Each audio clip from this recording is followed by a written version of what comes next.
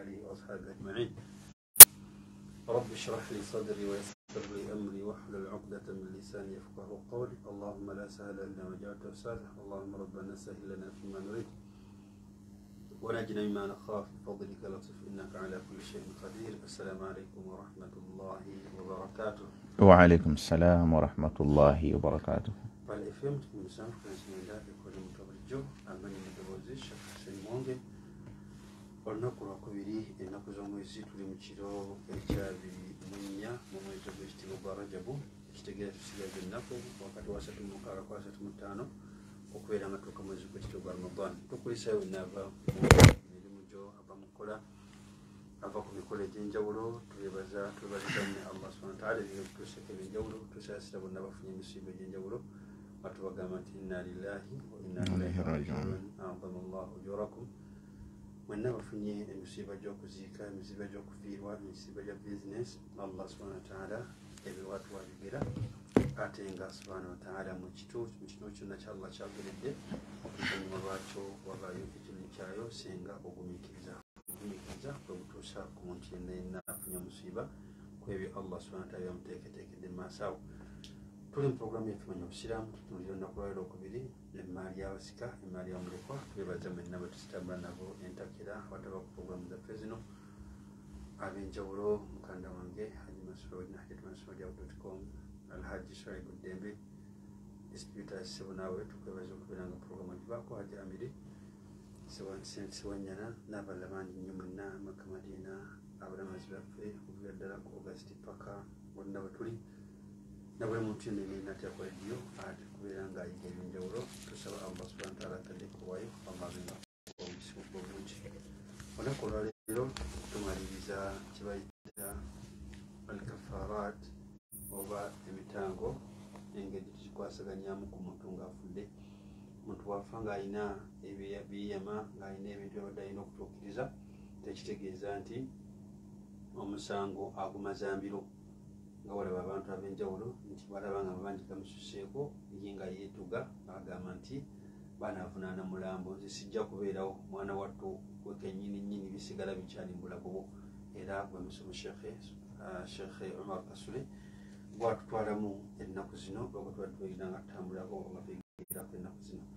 Twelabira nti Makka Madina Hajj Services ekodde enteekateeka eya Umara 2023 nga bakutegeeza nti abagenda mu February okuwandiisa kukyagenda mu maaso $2,500 zokka. Babagenda mu Ramadan ennaku 10 esooka mujja kusasula $500, ennaku 10 ezawakati $500, namwe abagenda mu nnaku 15 ezisembayo mujja kusasula $195. Genda ku ofiisi bewandiisa ku Tikiro Road, osobola kule ku 070M866361 oba 0703147924 oba 0772555556 ojja kubanga ofuna bulungi aba Makka Madina Hajj Services. Semina y'abakyala 2023 situka tutambule oluvannyuma lw'okuyaga ogw'obutabanguko badde Makka wamu n'okwekanama ku ekonomi. Bakwete semina y'abakyala Pal FM nga bakutegeeza nti Gold Kampala ejja kubagenda ku kimwezi 18 omwezi ogwokusatu okuva ssaawa 2 paka ssaawa 11. Emirimu mujja kuba mu kugatta Oluganda, enteekateeka y'omwana mu ngeri y'okumusomesa obyobuli mu misiyaga, eddembe ly'omukyala mu maka, obuyonjo mu maka, ebyobulamu n'ebyenfuna. Jangu tuyigire, jangu tunyumirwe olunaku lwaffe ng'abakyala nga bwe bawandiisa. Emitwalo 2 gyokka gikumala okubeera nga wewandiisa. Tusoma omuzannyo gwaffe si bantu balamu, era osobola okubeera mu kuba ku 0775576252 oba 0200942711 obeere ng'omanya esingakaawo. Ensitani y'omwaka 2023 FM okwewandiisa kugenda mu maaso erimu abakontani. Jangu ewandiise Ssekinnoomu oba jangu ewandiise nga kampuni ku nusu mitwalo 2 gyokka gikumala. Jangu na ku Pal FM ewandiise okumanya ebisingawo ojja kubeera nga obifuna bulungi awo ku reception. Richard Junior School najja Nankumbi nasomera Deni Boarding, tusomesa ekyombi eddiini olusungu, basomesa abaana baffe obukugu era bakuza talenti z'abaana ab'enjawulo. Leeta omwana tumufuula ow'engaso era ow'enjawulo mu nsi muno. Maze nga najja Nankumbi okukyamirawo ku maaso ga Mirambi nzalibaka kuzesa 5682 3310 oba 07815696 ya yenna Madinatu Munawwara Islamic Schools n'okutegeeza nti balina nursery, primary wamu ne secondary okwewuunyisa kugenda maaso basangibwa Nkowe n'Emmindi basomesa Oluzungu wamu n'Oluddiini basobola okubeera ku 07025517 oba 6 oba 0784 49 645 Al-Madinatu Munawwara. Makagas bagamba nti munayuganda temukunda balinasikire ng'ofumba kwesa makagas okukeza ebitone bisatu 10 ku manda gwa tukwesa ate ng'otasala butonde wa bbeeyi nsamusamu muyonjo tafumuka era kwanguza emiwunjo atankira ku zito kilo 6 kilo 15 kwagala okunyuza okulifiringa wa bbeeyi nnungi ddala era nga basobola okusanga bonna wobeera oli osobola kwekuzanyisa 58446 oba 0771 ye Makagas bagamba nti kumanda nga tasa obutonde. Nina Prestige Margarine nga yasiyaje okumnumba w'ensindikati nga ekiriza ekizimba mubiri ate mwabagenda ku mikolo mubiri wamu ne mwabekekeri mujja kukkiriza bulungi ddala omusanvu ku maduuka nazimakezi kuli okumpi abali mu kikuba bagala omusuubula mugendaawo ku Chapa General Enterprises opposite ne Namusake mubiri nga mwefunira Prestige Margarine. Yenno Al-Ihsan Education Center ekigogo Matuga okutegeeza nti isomero Dene boarding lirina abawala n'abalenzi liva ku nursery park primary 7 basomesa abaana eddiini wamu n'ebyensi obuyonjo bwebwo bajja kukumira bulungi omwana wo bagamba nti ojja basanga emigadde ekigogwa ku kisaawe awo ku luguudo lw'Ebombo osobola kwekuza 776 23 oba 0701 46 oba 0705 7 ye Al-Ihsan Education Center ekigogwa Superstar Nursery and Primary School isomero Dene boarding liva ku nursery park 7 liri wayonjo nnyo environment esaanidde omwana okubeera ng'ayiga basomesa eddiini wamu n'ebyensi esangibwa Senta Mukolo kilomita 16 okudda e Kampala Junior Highway osobola kuyakuza 0702 10 58 oba 0752 ojja kubanga obafunye bulungi aba Superstar Nursery and Primary School. Yonno Joelia Islamic Junior School okutegeeza nti management ejoerire school equalization center kibutika bagamba nti beezabeza abayizi baabwe abaatula ebigezo by'eddiini wamu n'ebyekyomusango by'oluzungu mu mwaka 2022 nga bakutegeeza nti olw'enkola yaabwe ennungi bakoze mu bibuuzo ebyo bakutegeeza nti okwewandiisa abaana abapya kugenda mu maaso jangu owandiisa omwana waawo ku Joelia Junior School abeere nga ayiga bingi nnyo. Ojja bakuya ku 0701 1232 oba 0783 ojja kubanga obafunye bulungi aba Joelia Junior School. Yonno Adam and Hawa Junior School nga lisangibwa Kaciri Ddambwe okyamira ku Kyema Solita bagamba somesa eddiini n'ebyensi nga balabira emirimu omwana jangu obigatteko obeere nga omwana wo ayiga bulungi bayita abazadde okubeera ddala mu bitundu ebyenjawulo okujja okuwandiisa abaana okuva ku nursery park primary 7 osobola kwekuza 557 ojja kubanga obafunye bulungi aba Joelia. Kyekiramu kyenjawulo ekitongole ky'ebigezo ekya Idad Thanawi ekiri wansi wa Islamic University mu Uganda kyeta abakulembeze b'amasomero nga directors of studies ku mukolo gw'okufulumya ebigezo by'eddiini n'ebibiya bibiri ku lwokusatu okunatonnabwakuli ebibiya 3 okutandika essaawa 4 okuza ku makya obutabira University y'Obusiramu ekibuli erangiddwa Dr. Abdul Hafid Musa Walusimbi.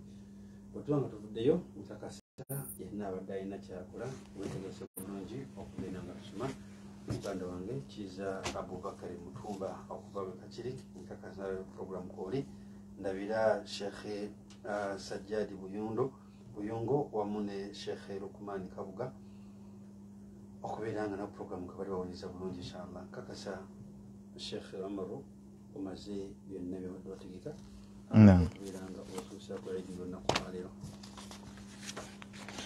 بسم الله والصلاة والسلام على رسول الله صلى الله عليه وسلم. اللهم يا رب اشرح لي صدري ويسر لي أمري واحلل عقدة من لساني يفقهوا قولي. أما بعد السلام عليكم ورحمة الله وبركاته.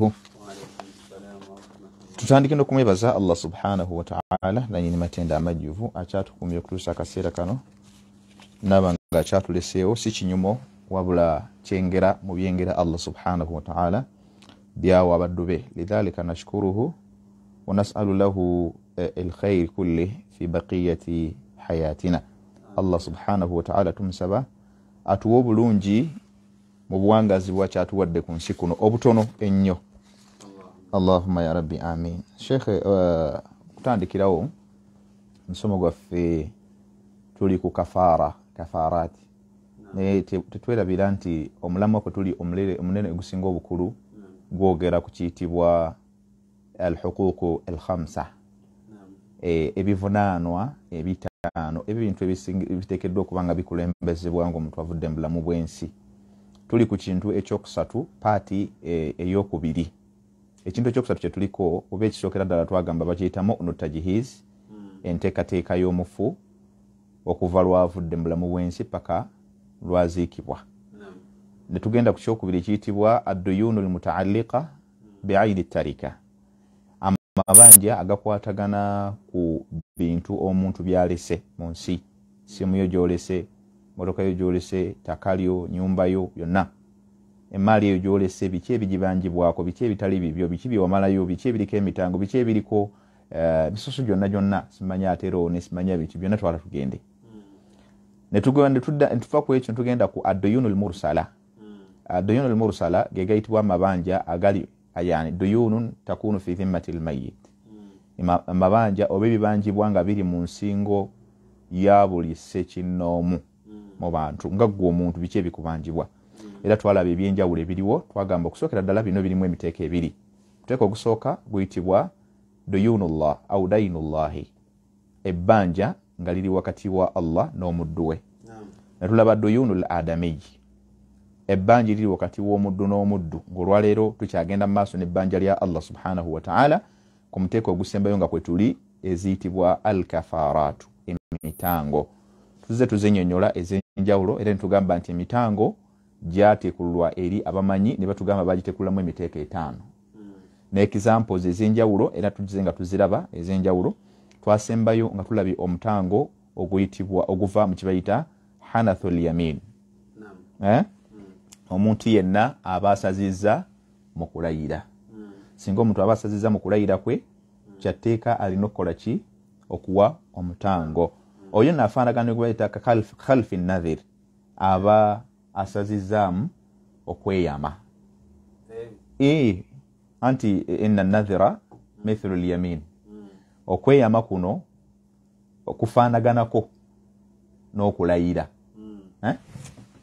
Okweyama kufaanaganako n'okulayira. Ebifaanagana birina gye bifaanagaliriyo munda bw'obanga okutagguludde. Naye wawanvu tetujja kugendayo olwaleero. Yes. Ne mu gundi maqasid. Mu bigendererwa byombiriri omuntu byaba agendereddemu mu byo. Kale ne bwe tuvaayo eyo ne tuba nga tugenda mu maaso n'omutango ogunaku lwaleero. Kye twasembayo twogedde ku mutango ogwasooka ogw'omuntu okuba nti yeerayiridde. Twasembayo nga tukugambye nti gwe wenna eyeerayiridde okubanga ekintu kyo okubaako ne kyotagenda kukola, kubanga abamanyi bakyogera ne batugamba nti omuntu asobola okweyayira either alayidde obutakola ate n'akola, oba n'alayira okukola ate n'atakola ki. Bye bintu bibiri ebyo. So ebyo byonna byonna bagiyita yamin, okuba kulayira. Kati oyinza okwerayira nga kyolayiridde ddala mu butuufu okirayidde li tabiatika, olw'obubumbwa bwo ng'omuntu. N'ogamba nti ndayidde gundi ekuva bwompisizza bwoti, wallahi siriddayo kuyisa bulungi. Nakirayirira. هذه طبيعة الإنسان، buno bubumbwa bwa muntu. لأنه الإنسان إذا غضب يمكن أن يفعل ما لا يليق به أو ما لا يعني يأتي منه معنى.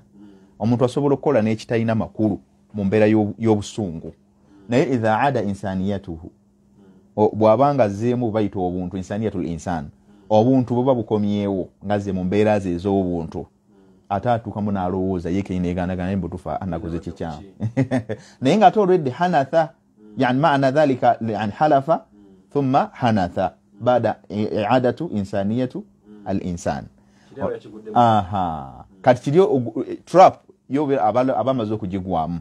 kitegeeza togenda kwesibira ogambe nti nalayidde kansigale ku ekyo kye nalayidde ku nedda yajuzu laka al-aud otekeddwa okudda ogambe nti yes nakirayidde naye ate hatha aula kino kikisinga obulungi ekyokubanga mpisa bulungi abantu nga Allah twaleta obujulizi ku nsonga eyo tugamba Allah kitiibwa subhanahu wa ta'ala tugamba suratul baqara aya twagamba ya 224 nga Allah tugamba atya wala taj'alu Allaha urdatan li aymanikum an tabarru wa tattaqu wa tuqsitu wa tuslihu bayna an-nas.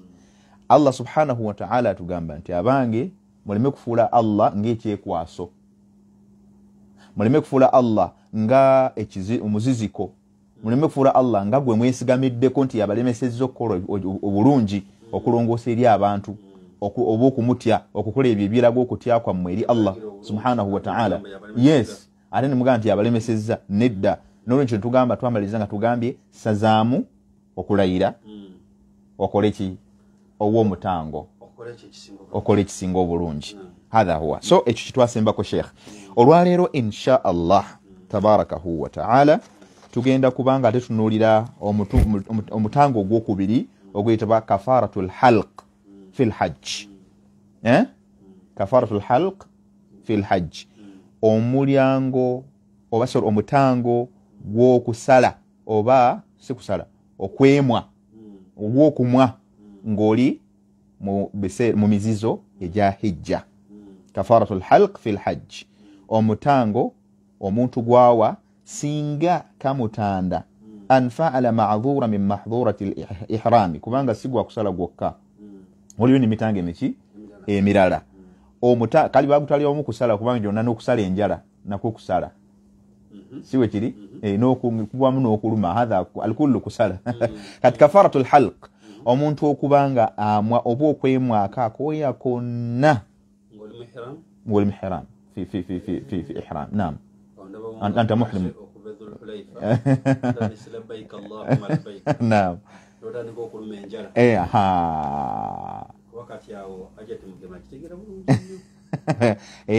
So kati ekyo kye tuliko olwaleero kye twagala okubanga tutunulako n'ebirala bijja okusanga kubanga hadhurat al-ihram kathira hawali 9 zinasoma ezimbuko ziringa kumpi 9 naye tujja kunulako ezimu enkulu biidhnillah.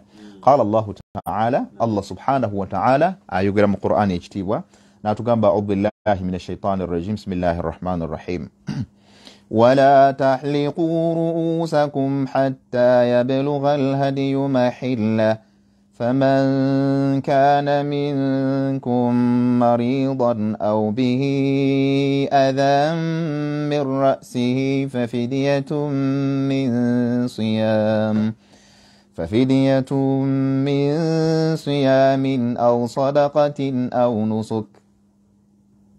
الله سبحانه وتعالى mu ayeno atugamba aya 19 agamba sura al-Baqara Allah agamba wala tahliqu ru'usakum hatta yablugha al-hadiyu mahilla, temugezaako ne mwesala ne mwemwa enviiri oba oluuya lwonna ku mubiri gwo hatta yablugha al-hadiyu mahilla, paka nga mumaze okutuusa ebirabo al-hadiyu ila Kaaba, yani siyaq al-hadi ila baiti llahi al-harami.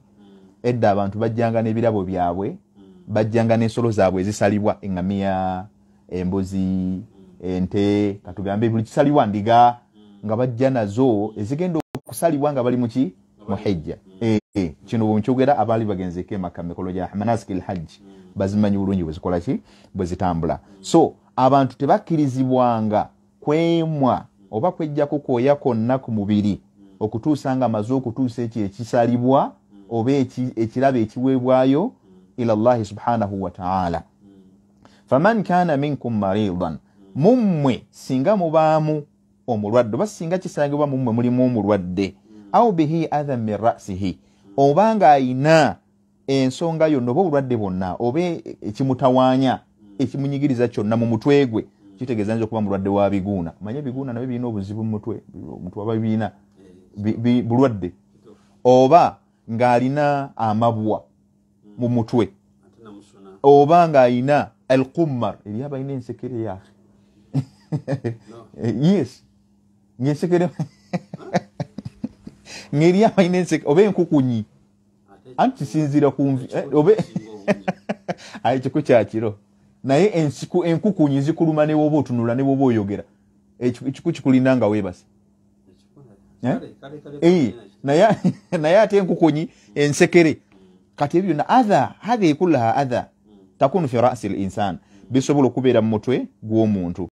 Allah subhanahu wa ta'ala agamba fafidiyatun min siyam hadha min balagati yani al-Qur'an wa fi talkhis al-Qur'an Allah subhanahu wa ta'ala ategeza fafidiyatun min siyam takugambye nti يعني يجوز لك الحلق بعد الحلق تأتي الفدية يعني تفدي نفسك لماذا لفعل محظورة من محظورة الإحرام kitegeza nti oluvannyuma lwo Allah kukiriza gwalina omutwe ogusobola kugenda nanvi kama kubeera kuwangala nanviiri ezo ku mutwe okusobola ogenda okubanga osobola zikola ki okuzisalako oluvannyuma owemuki omutango au يعني تقديم يجوز لك تقديم ماذا الفدية ثم تذهب وتحلق ojjano المتانغو n'oguwaayo oluvannyuma n'ogenda n'okola ki n'osala naye emitango gya njawulo fafidiyatun min siyam imma as-siyam wa imma sadaqatun wa imma sadaqan ay sadaqa tuqaddimu sadaqa aw nusuk aw dhabh wa hiraq ad-dima oba kusala n'oyiwa omusaayi. So ejo gye mitango omuntu ali mu hijja singa aba yeesaze oba singa aba yeemwedde akoya konna ku mubiri gwe era anti bino bye bimu ataklimna ate tategedde ate anti obutamanya de bukujisako musango gobo okwata kyaki ate obusanira anti simanyi oba abali mu hijja basanira ngobo tubuulira يعني يعني لا abali mu hijja basanirira la yajuzu lahum mu hijja tetugenda kwewunda kwebyo mikulu gya hijja kubanga yani tadiri madha sayahdathu ba'da al-masht oluvannyuma lw'okusanirira omanyi kye kigenda okuddirira kitegedde bulungi qalla ma tajidu man yumshit wa lam tuqallim sha'ata min yani sha'ra min sha'rihi teri muntu ogenda kusanirira ogambe nti munvirize temuli kakoze eki kavuddemu lidhalika nasta'tu min dhalika ekyo tukikola ki tukireka.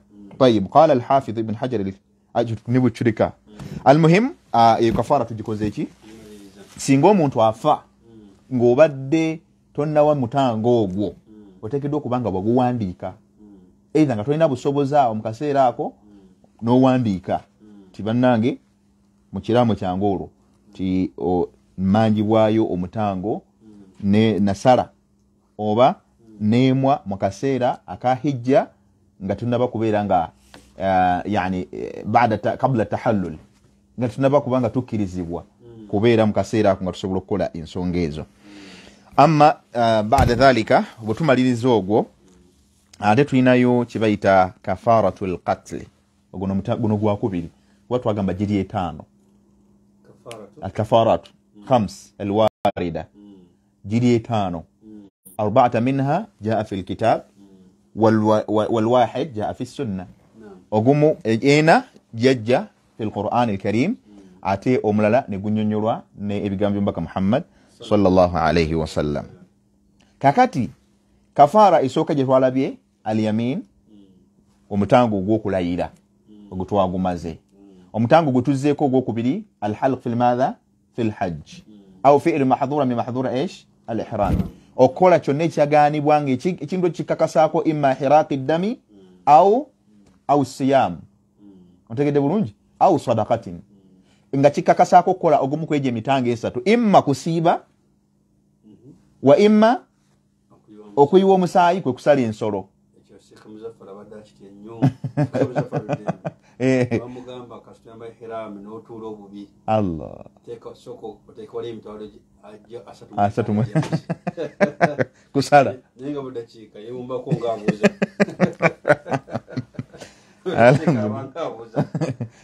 alhamdulillah ekyo basinga okutya bamugamba embuzi bamubbayo embuzi Allah kakati ekyo bw'abanga tasobodde ekikola fil hajji yabqa daynun fi dhimmatihi ebbanja lisigala mu nsingo ye ateekeddwa okuba nga baliwo abanaasigalawo oluvannyuma lwe yes nga baliyirira oyo ataasobodde kwekumira mu mizizo mwabatagenda yes hadha huwa lianna hadha dain وهل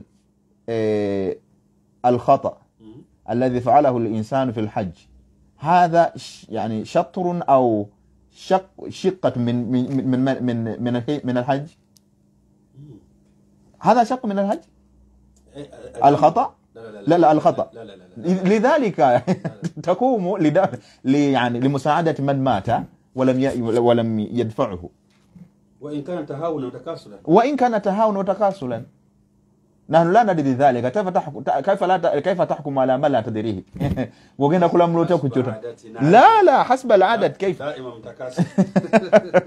على حسب عاداتكم متكاسل لكن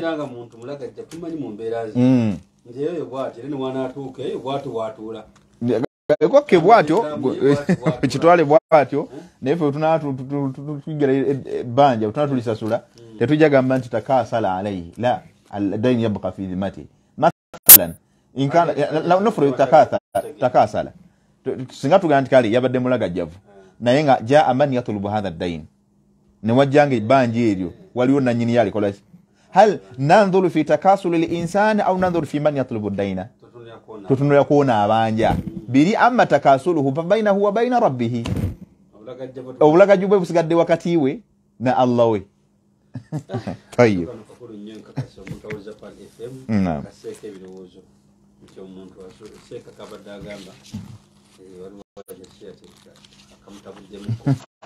naam umuntu wagenda mu hijja nakoresha bi bamuumara ngaire ihram ajati mugema tuliza wonyo nokoresha bi ngo mu ihram nofa ngatusasudde embuzi owecho ina kubera ngo wayo abantu bwalese Uganda eno bebakusasulira tekiriko gamba tekiri mu kuteeka mu nugu kyatenga atagenda nga Makka seka gavumenti bwabuli beranga banje ino lya bintu bidala kimugamba nti mulesero okubasimwe mwabirya mugavumenti kwa paga abananga musajja tumusasulire kyama banja ge yagerira bwabanga mabanja ga michomo na chips tani yali amugamba abiryenga talina sente tekitegeeza gamanzi nje kola bono siyanga na ku chips n'inyama sigiryangako siyanga KFC choka KFC ebanja omusajja tulina omusasulira kubanga ffe tulina obuvunanyizibwa nkakasa abantu bakitegedde bulungi. Naam. Ensonga eyokusatu omutango gwokusatu gwe bayita kafaratul qatl. نقول القتل ينقسم إلى قسمين القتل العمد والقتل يعني ينقسم إلى 3 أقسام عند بعض العلماء وإلى قسمين عند البعض مثل إمام مالك وغيره. وإمام مالكي وكنت يقول متك يبيدي عند الشافعية والحنابلة وغيرهما ينقسموها إلى 3 أقسام وكنت يقول متك يسات فعندنا قتل العمد okutta okwobugenderevu wano mu Uganda no wekuli shuwale wekuli ate si kwa kuogerera wabula noli wali awo wakukola ki wakulabira era wekumusanga naam wekuli okutta okwobugenderevu wano mu Uganda wekuna buli wamu illa man rahimallah kujja ko Allah baba asasidde ne babanga bayina nnyo obulumi eri abantu be bawangala nabo. طيب وعندنا قتل الخطأ okutta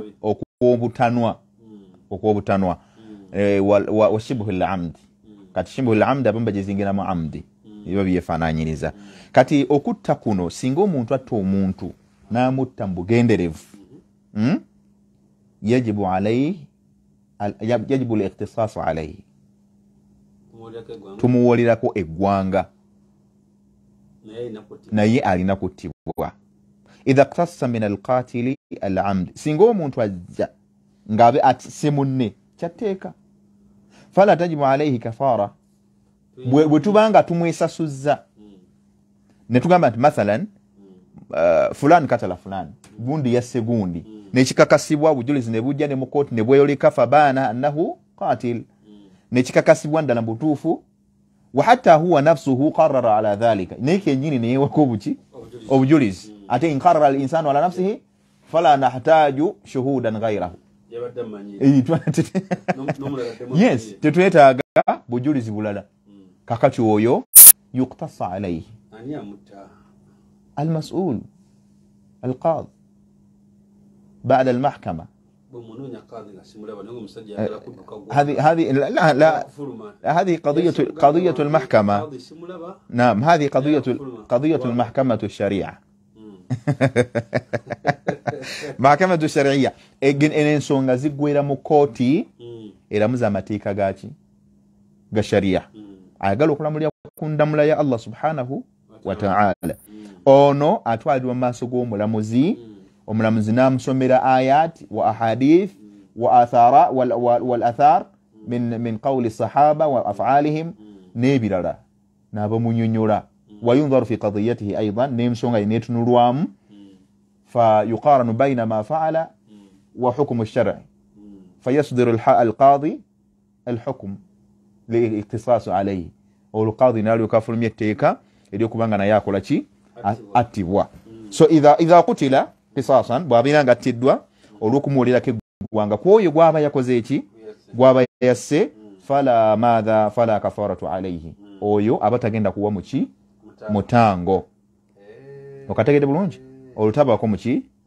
mutango Haji Masudi abuza naam senga omusajja yatta naye mukutta kwene kubamu okubuusabuusa nti yatta obati yatta nekibiranga ensonga zikyali mu kooti bagamba bwaba naafa fe abasigadde abalamu tunamula tutya abasigadde abalamu kyesinnama kumanya mu mateeka omuntu bwafa omusango gusigala kugenda mu maaso bagukomaawo هذا ما نحتاج لا هذا يعني هذا في محكمة الشريعة يعني قد يأتي الميني ومستنقص قالوا قدام ماسو وقد تأتي ماذا البيان على أنه قتل ونوب جلز يسورو كجا وبتوكا كاسانتي يقول قضية تكون ما ويستقال يلي لأن له الوكيل والورثة أي نور أباليو الذين يقوم مقامه ababa yimirirawo kusaidiye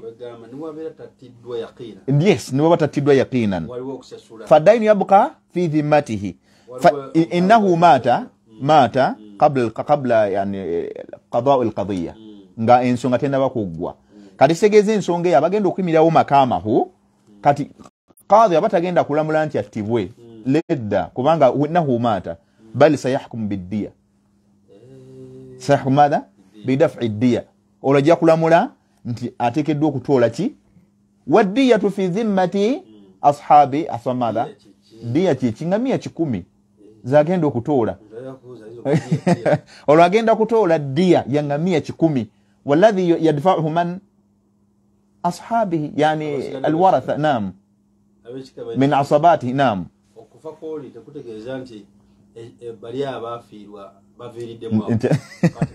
nti kati biwedde biba tebinnagwa sheikh biba tebinnagwa obusiraamu bwe butyo hadhihi kullaha adala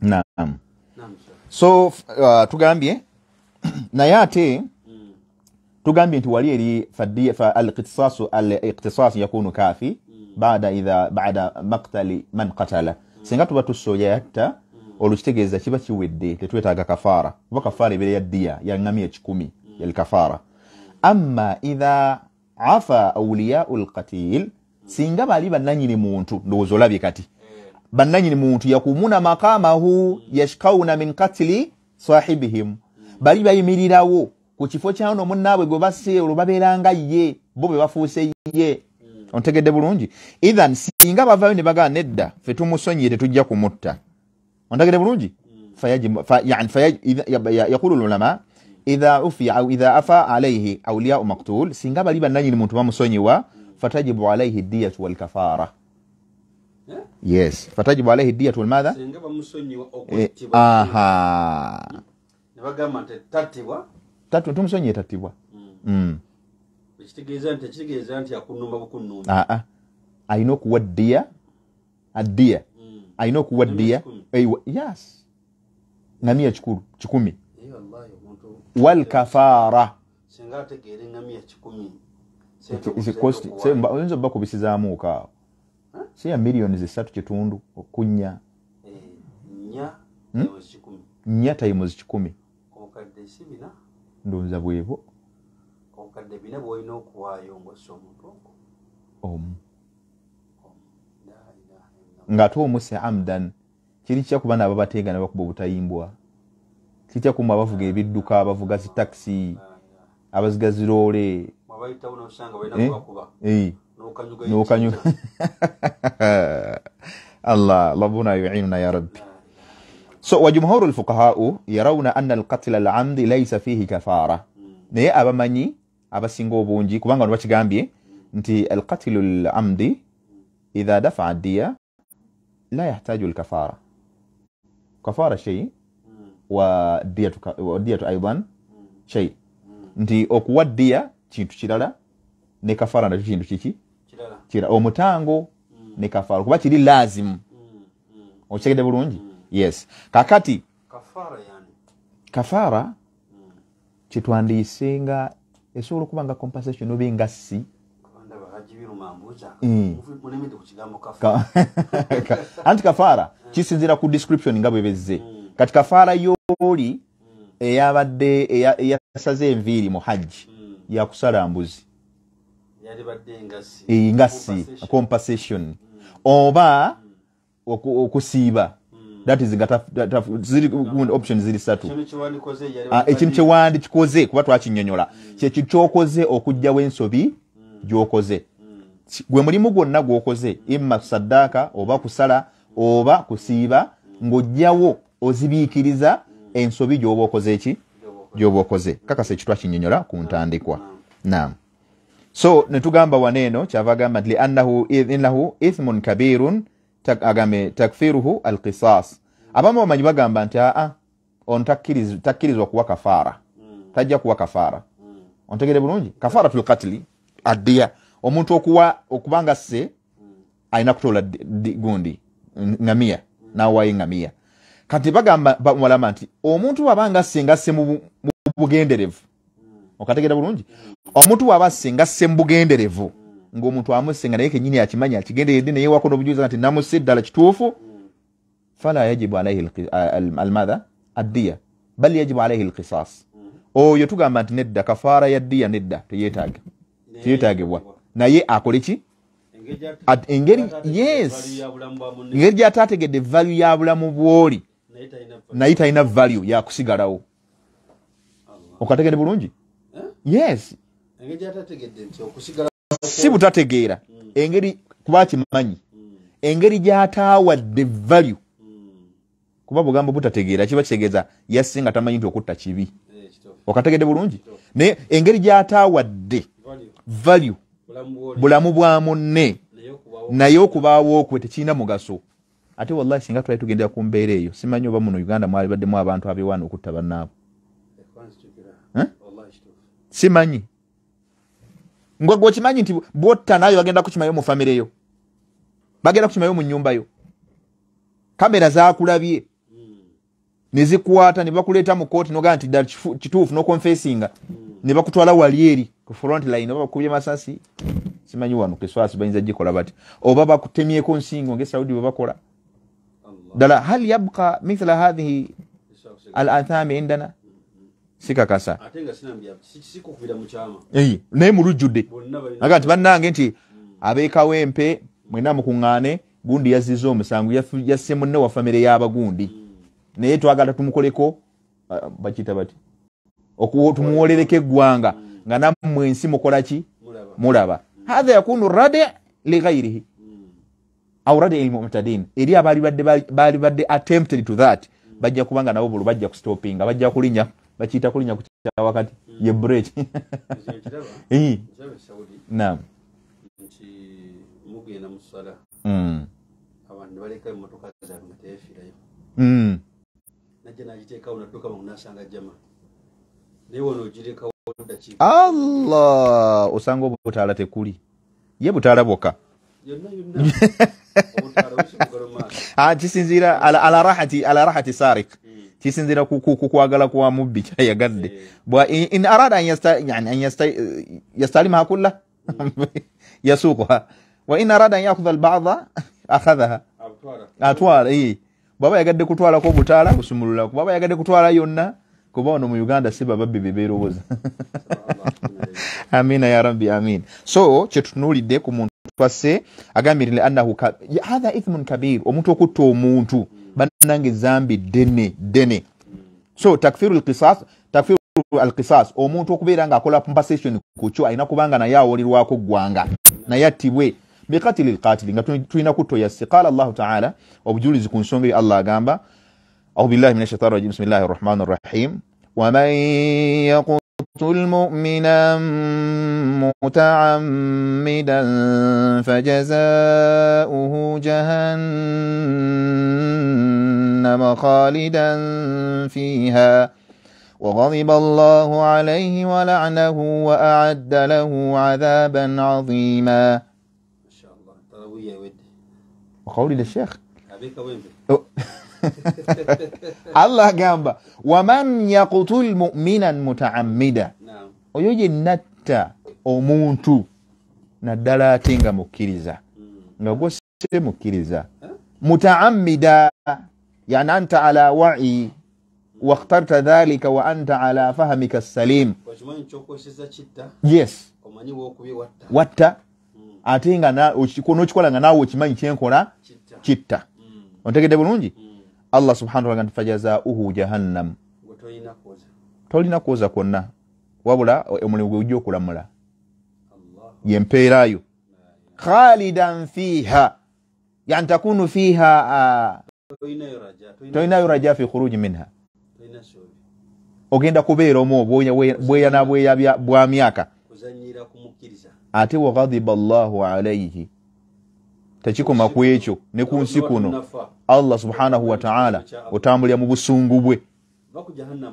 Yes, oli mu busungu wala anahu n'ekikolimo ekikolimo anahu at-tard min rahmatillah wattaba'ud minha. Tebana mirembe ya tasobola kutuulawo nga mutebenkevu. No. Ate ulirize nne ebintu ebyo ekisokera ddala empeera muliro, ekyokubiri busungu bwa Allah, ekyokusatu kugoba mu kusaasira kwe Allah wa a'adda lahu adhaban azima. Ate n'ebibonereza ebiruma ebikakali ebinene ebizibu byotasobola kwenganga nabyo bikulindiridde Allah bikuteekedde. Hadhihi suratu nisa. Yes, kutta muntu omu yokka ng'omusse mu bugenderevu. Suratu nisa aya 93. ويرى الشافعية كسيد إمام الشافعي بالبا أن الكفارة تجب في القتل العمد.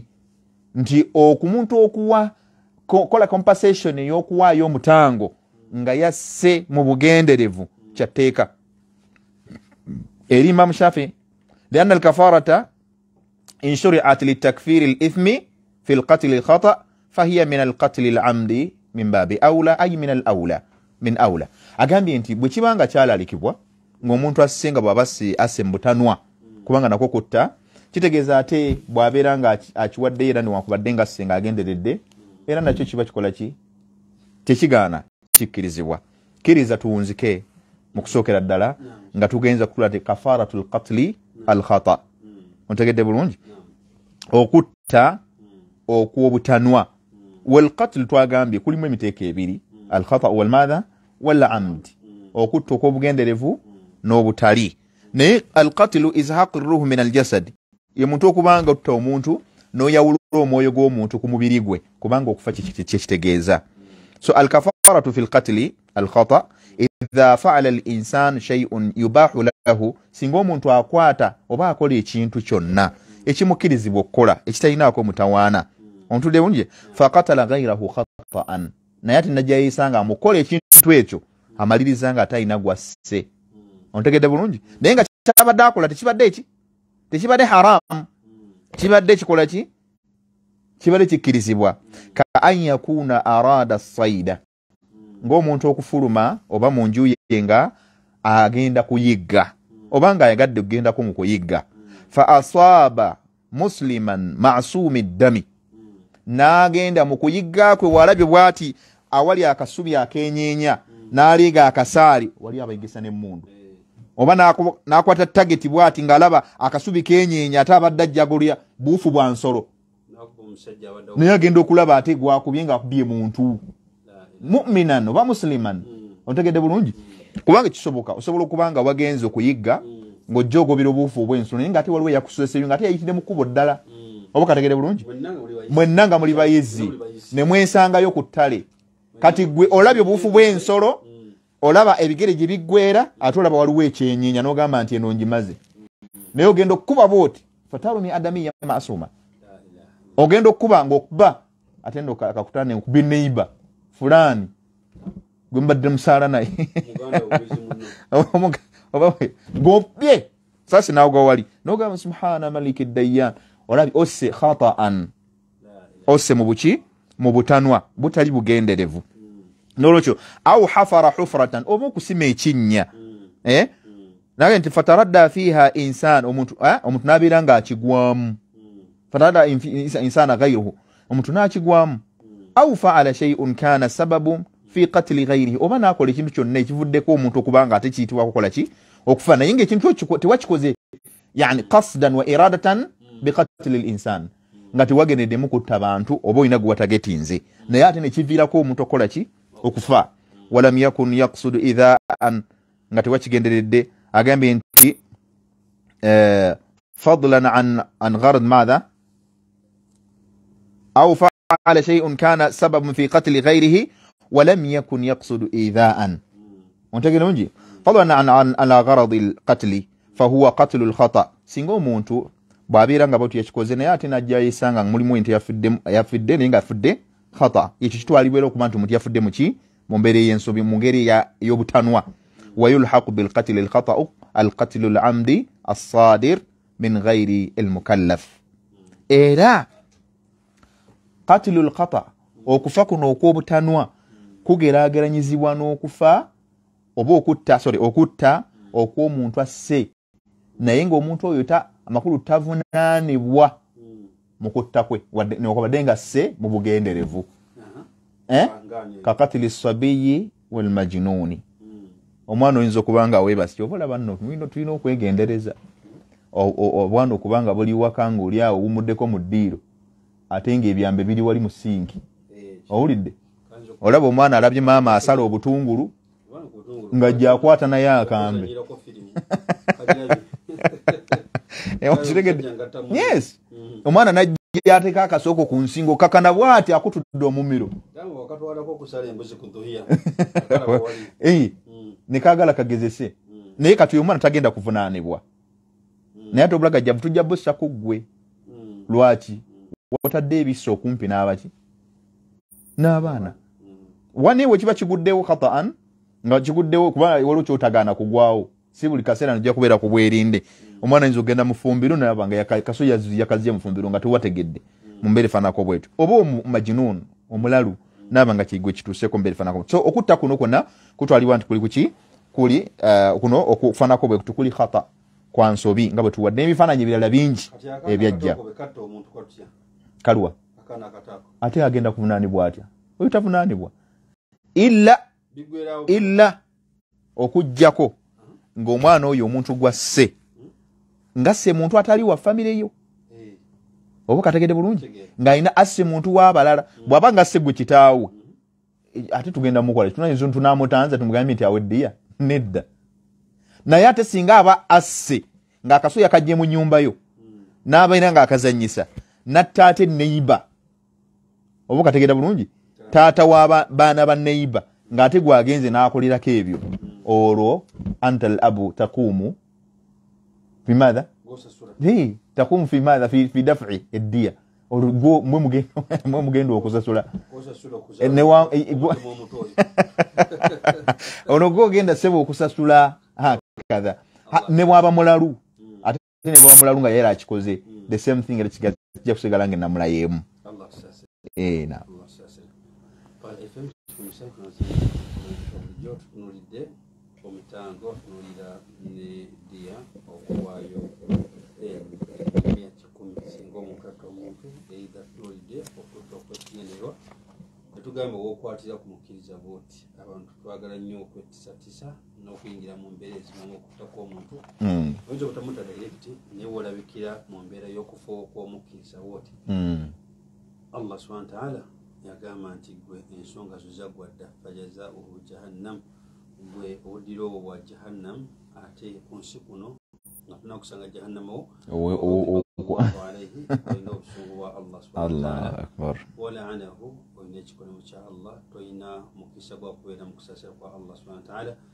kati byonna byonna ogenda kwekanga nga mwana wattu bikufuula muntu aviiriddwako emirembe ku nsi kuno ate ne maaso ga Allah nga kyogenda okuddiramu bwekityo olwekityo twewala embeera ezefaananiza bwekityo kubanga ekikulu kya byonna kiri mu nsonga zino nti okufa si kutukawo kwa musango ekiyinza okuba ekinyusa ekyamaanyi mu musomo gwaffe omuntu okutegeera nti afudde ekitegeeza nti omusango gumuvuddeko namushekhe abantu basiibule okusiibula kakkiriza mbasiibule n'obuntu butono nnyo okusookera ddala kwongera kukowoola basomi nabo erwawo tukyasoma insha Allah tubakowoola abantu abakulu mujje musome Sunday ne Saturday webuli obudde obwo kubaagala okusoma esaidi ey'eddiini ennaku eza weekly oba ennaku eza wangi abantu abakulu sebala rahati mbo basomanga bwe baagala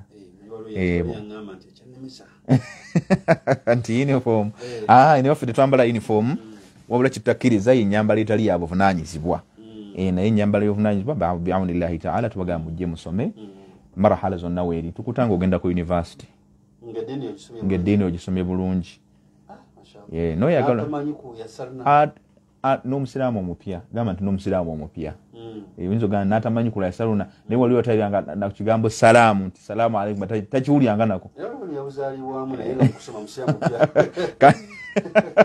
betwagalira ddala abo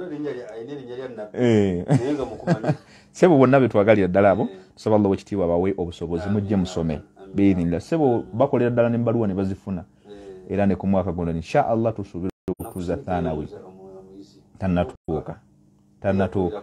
tannatuuka la'allaha fi ttariqa wa la'allahu fi ttariq insha Allah ensonga y'okubiri ng'ekyo ngimaliriza njagalira okubategeeza nti bannange ofiisi weeri ya consultancy wali Kawempe ekola ku bya busika kwebuuza ayagala okwebuuza ku nsonga zino zonna bwetya bwe zitambula ku saidi y'eddiini byonna ebyo tubikola naye tunyumira nnyo ng'osoose n'okola consultation kubanga buli osooka n'ojja n'oweebuuza n'omanya ekigenda okukolebwa ontegedde bulungi nga tonnaba kusaba kubanga ofuna kikolwa kikolebwe n'osooka omanya butya bwe kigenda okukolebwa kyetusaba insha Allah mujje wali Kawempe ku poliisi awo tosooke manju ga Absa Bank ku Masjidi Hidaya wetuli era waliwo office insha Allah tubayita kyensembyayo kukubawa ku namba z'essimu n'okwongera okuwola abafamire yange nti ku lunaku lw'11 mwezi gujja kuba gwa kusatu tujja kuba n'okumanyagana ewaffe ekasana okyamira ndese n'ogenda awo munda tujja kubawo insha Allah essebo kiriza sekamba w'ennamba zino ku byonna abayagadde okubaako ne kyeweebuuza namba zino ojja kuziyitako ku 0703 33 79 98 oba 0772 86 16 97 songa ne 0703 070 2 58 95 nkaaga mu 2 ezo essimu bw'oziyitako ojja kubanga butereevu omanya ebisukkako awo ku bye twogedde insha Allah.